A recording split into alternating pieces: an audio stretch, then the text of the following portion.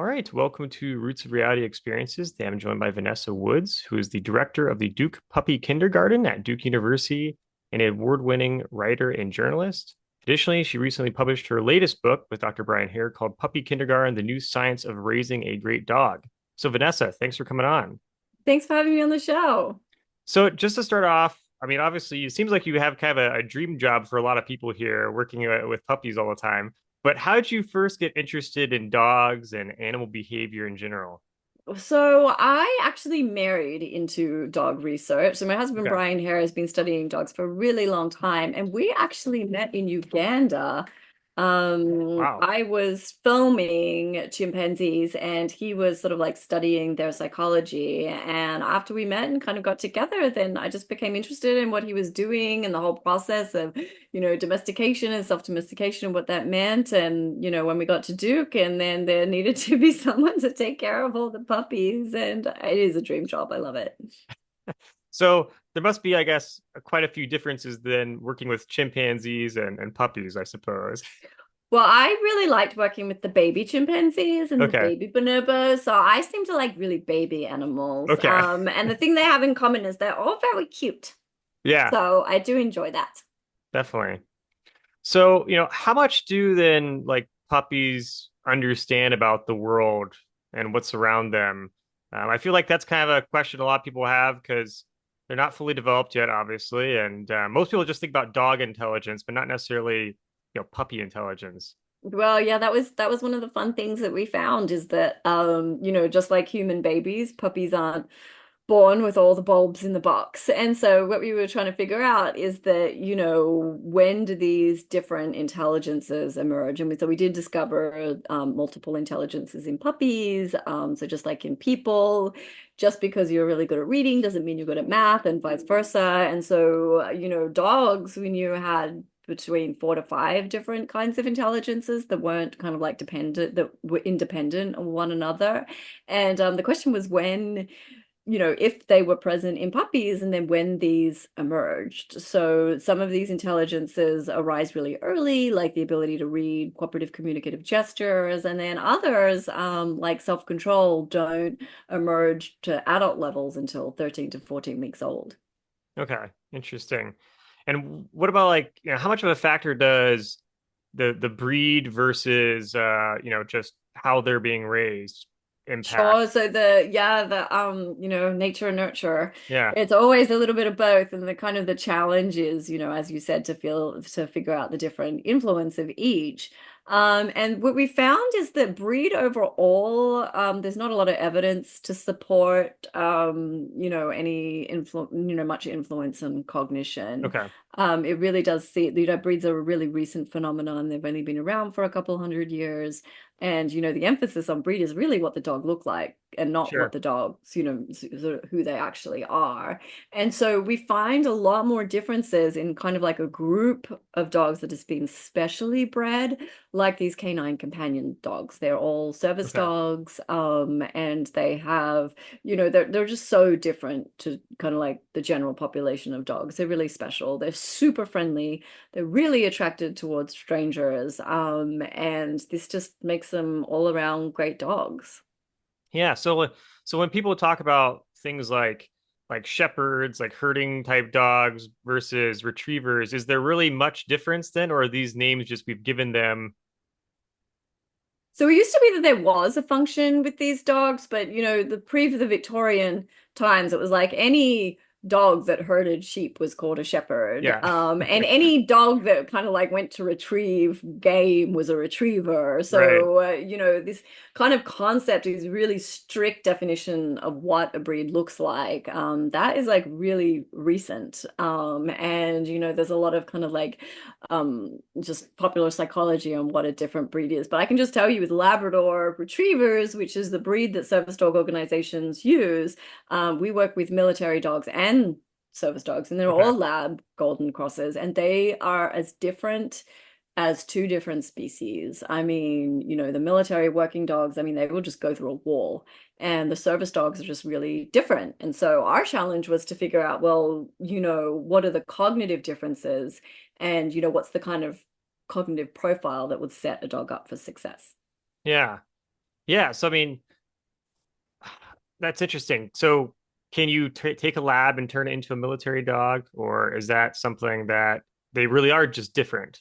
Well, it's always a little bit of both, right? Okay. So, I mean, you can, and they're just like people. I mean, you can take a person, Yeah. and you can influence them by training and education, but there's only a certain amount that you're going to be able to move them in either direction, and dogs are exactly the same. Yeah. That's amazing then. So it really does show that, the people raising their dog can shape what dog they become in many ways then. Yes, no, absolutely. And we know that your parenting is very important. All right. So people maybe should, I guess, be more critical of their parenting skills, I guess. That's one of the big takeaways, I suppose. Well, it's really different. We're kind of like in this cultural moment that's very different to Yeah. what we've seen before. It used to be like when I was young and had a dog, like dogs are just like roaming around the neighborhood. Like our dog Sure. kind of like jumped the fence in the morning and didn't come back to the afternoon. It was like a lot of my childhood. But now, dogs are really off leash. The parents are really involved. Dogs are a lot more scheduled, just like our kids. You've got to take them to class. You've got to make sure Yeah. they get enough exercise. You've got to make sure they meet all they have their socialization experiences. And so, we're in this kind of like cultural moment where we're asking dogs to do something different to what we've ever asked them to do before, which was guarding and protecting. And that was, one of the most important reasons why we had dogs around, because it was really useful to have, someone who could alarm and bark and defend the people we loved and our property and that kind of thing. But now we really don't use dogs for that at all, like not at least in the first world Western countries. And what we really want is we want a dog like a service dog. And in that, service dog for the last 100 years, like they've always had to be able to sit nicely at a restaurant. They've always, come on family vacations and been really, kind with children and gentle with the elderly. They've always had to be well behaved and really fit into our human lifestyles, which is what we're requiring more of dogs now. And so, that's really why we wrote the book, is because we realize that service dogs have so much to teach us about the kind of dogs that we're hoping to raise that fit in to, culture and society as it is today. Yeah. Well, I think that's a really interesting thing then, because when you think about the thousands of years of dogs and human beings living side by side, and we talk a lot about ourselves and reflecting on our own species adapting to this ever-changing world, but dogs are doing the same thing all the time alongside us. How have they been able to adapt so well where, they continue to get closer and closer, it seems, with our species over time?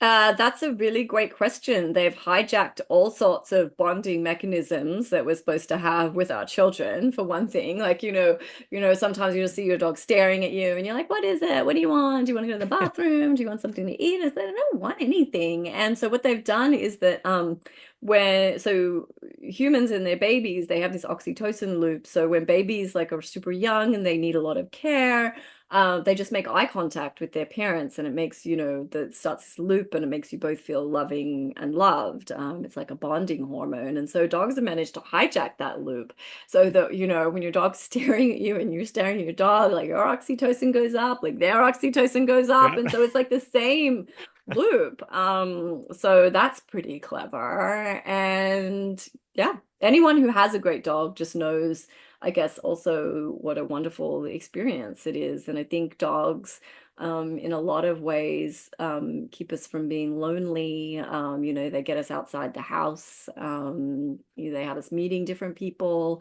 And, a lot of times they're a real sort of like safe conversation that you can, talk to anyone from any background, Sure. if they're a dog lover, about dogs. And it's sort of like this real connector, which is what we found at Duke with the undergraduates.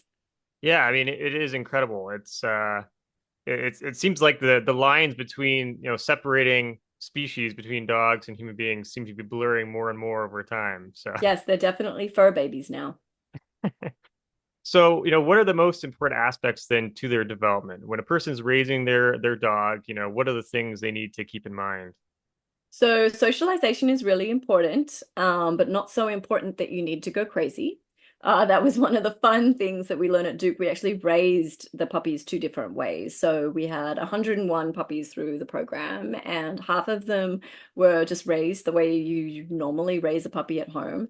And the other half were raised, at Duke by undergraduates. So they didn't just have like, one owner or one family. They had like, four different undergraduates who were raising them. So they spent like every 2 nights, they moved to a different dorm room. They had like 100 undergraduates taking care of them during the week. And then, they just met like thousands of people over the course of a semester. And, we wanted to see whether this impacted their cognition compared to the dogs who were just sort of like raised in a normal family Yeah. home. And we were really surprised it did nothing. It made no difference to their cognition at all.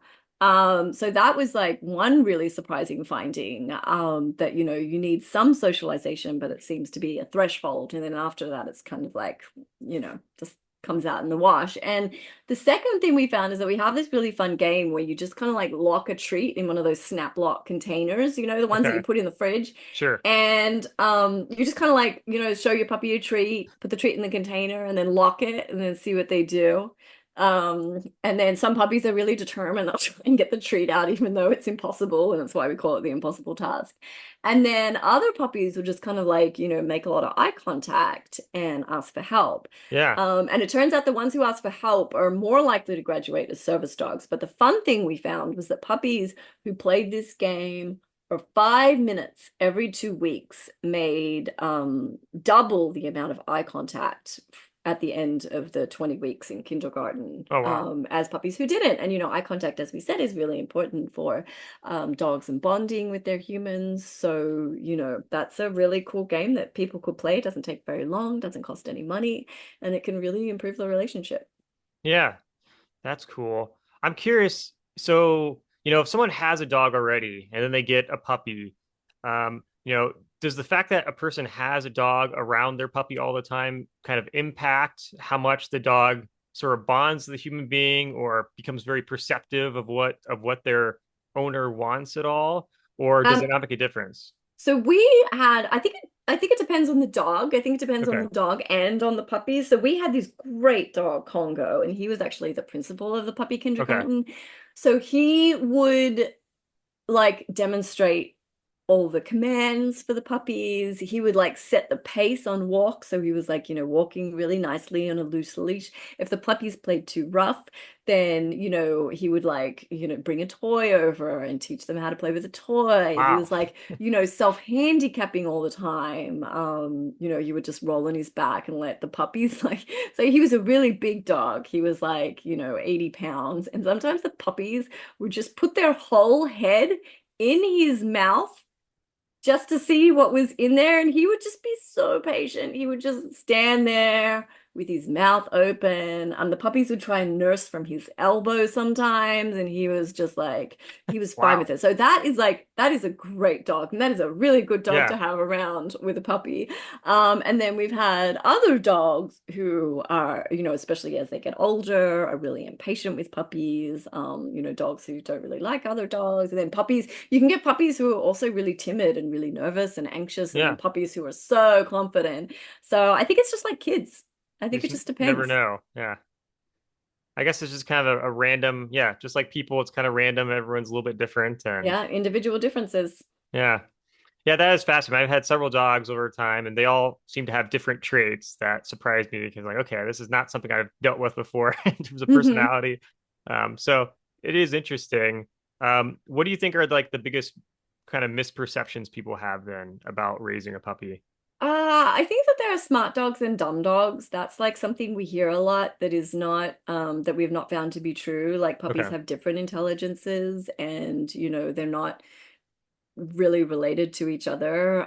They can be independent. I think also, that breed really matters. People seem to have Yeah. really strong Yeah. ideas about breed, and there's not really a lot of evidence to support that. that we found. Breeds are so recent, and they're so Right. all these dogs are so similar genetically that it and also like when you're breeding for what a dog looks like, when you're really selecting strongly on that, what you're changing is what the dog looks like. Yeah. Traditionally they're not bred for behavior at all. So, Yeah. you can have these service dogs and military dogs, and they look exactly the same, and they are completely different. So.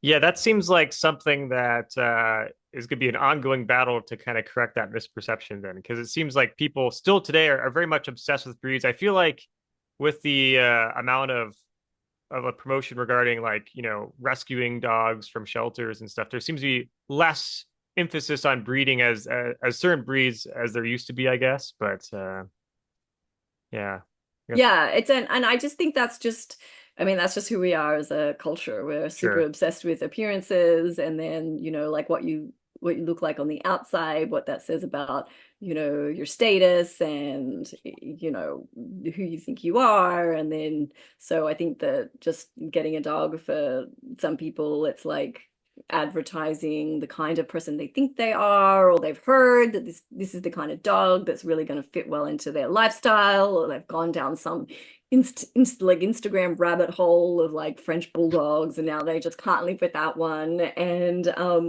yeah, I think it's a shame because it's just like people. It's like it's really who you are on the inside. Yeah. So yeah.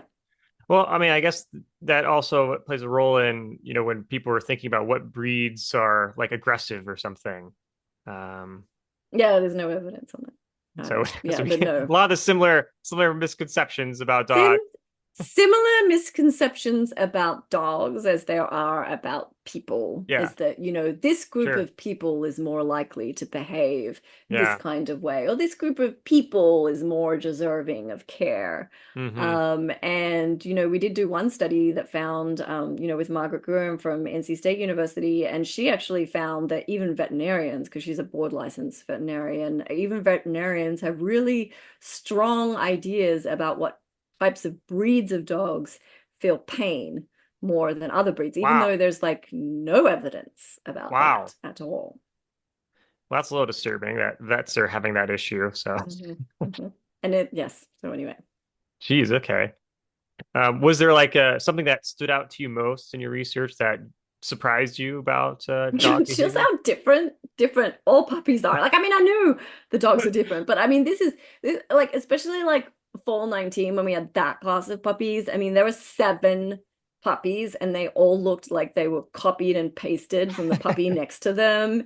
And then, like, it was kind of like grade 8 research. You kind of like look at them and you're like, oh my God, all these bonobos look the same, or all these chimpanzees look the same. And then you get to know them and you're like, oh my gosh, I could not mistake you Yeah. for that one over there in like a million years. And then, so by the end of fall 19, it was like I could tell which puppies was which just by the way they entered a room. Wow. Like, yeah. Yeah. Did they burst in looking like they were going to destroy something? Were they kind of like walk in and look like they wish they were somewhere else? Like the puppies are, yeah, they're so fun. That's incredible. Yeah. I mean, it just shows how complex they are. And yeah, I mean, I suppose from your research, you really start to realize just how little differences there are between, dogs and people in terms of their complexity and not too different after all. Yes, especially I think the more time you spend with them, and in the book we really tried to lay out how to play these games so people could play them at home. Only they don't cost anything, and they're not very difficult. And playing these games with your dog is just a really new way to engage with them than just like fetch or tug or just the usual kind of games. Because what the games are about is like asking them questions about how they see the world, and then just seeing how they answer. And that I think is kind of like a way to engage with dogs, and that's different from kind of like just watching them run around a dog park, to kind of like see, Right. are they a self-starter, or do they really like to ask for help? Yeah. I Are they good at physics? Are they not that great? Are they struggling with games designed for pigeons? Are they, sure. crushing all the tests? So that's, I think, something that I really enjoyed.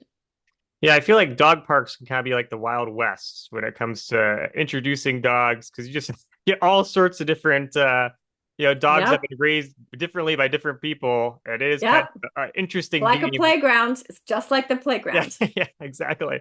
You have no idea what's going to happen. That's true. Hmm. Uh, so, you also have a documentary then on Netflix. You talk about sort of how that came about and also like, what people can learn from a documentary versus like the book, I suppose. Sure. But the documentary was really about following this sort of like class. So we had like two classes of puppies, and we the documentary makers they were the people who made like Inside the Mind of a Cat, which Okay. was some super crazy successful Netflix show. Yeah, And so, of course, after that, they wanted to do Inside the Mind of a Dog. sure. And so they approached us, and what we really wanted to do, because documentaries take huge amounts of time, is that we really wanted to, sort of like showcase canine companions and the amazing work that they do, because like millions of people could do with a service dog, and there is no technology out there that can replace what a service dog does. I mean, you can get like Alexa to turn on your lights and order you more toilet paper, but you can't. Yeah. But Alexa's never going to be able to find your keys that you dropped behind a bookcase the last time you came in, Yeah. and then go out and hand over your credit card, come back and do your laundry. And then not only that, but just the comfort that they provide. And I think, a lot of these people who get service dogs, that dog is like a bridge, because when you have a disability, Sure. even one that you can't see, like autism, it's like, this kind of gap between you and the rest of society. And service dogs are just kind of like that bridge. Like they can hug you at the end of the day. There's point of conversation for people out in the world because they are just so extraordinarily well behaved and just such obviously good dogs. Yeah. Yeah, so Netflix was really kind of like focusing on that aspect of it, like, the games in the kindergarten, then the service dogs out in the world. And yeah, Canine Companions has just been a great partner in that. Yeah, that's super cool.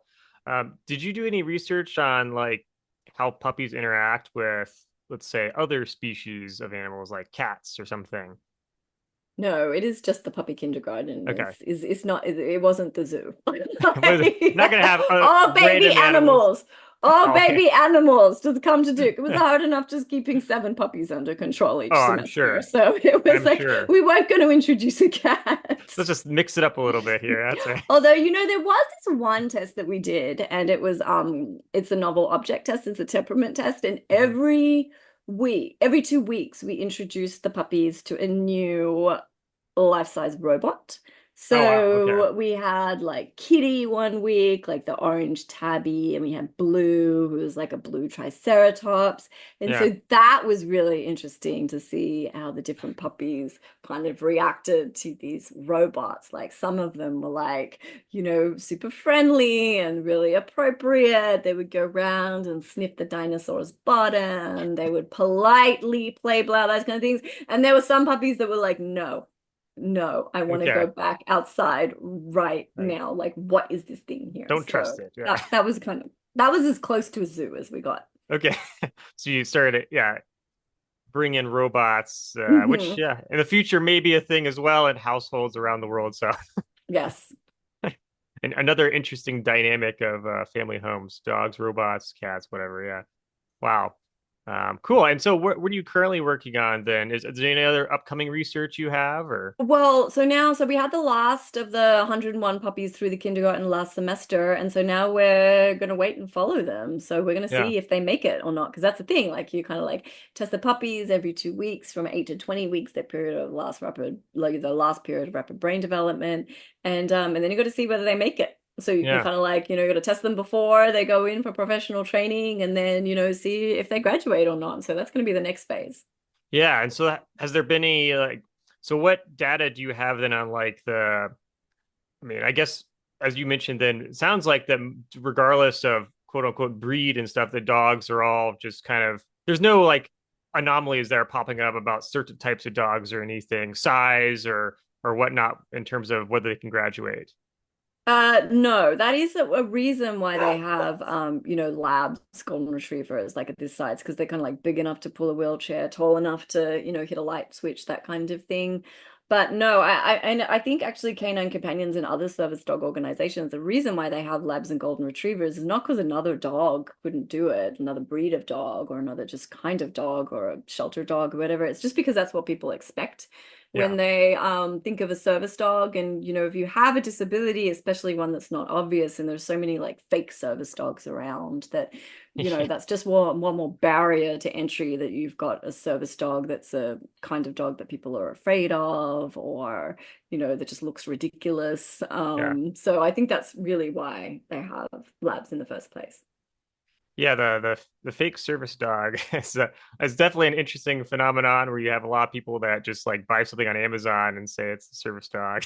Yeah, we're not big fans of that. It's Yeah, because, it's for the pretty people who crazy. really have disabilities, it's like, Yep, and also these service dogs just take so much time to sure. train. And Canine Companions provides their dogs free of charge, but it's like tens of thousands of dollars to raise each service dog. And Yeah. then these people need these dogs. And so for people just kind of like to just get a vest on Amazon and stick it on their dog so they can fly in the cabin is Yeah.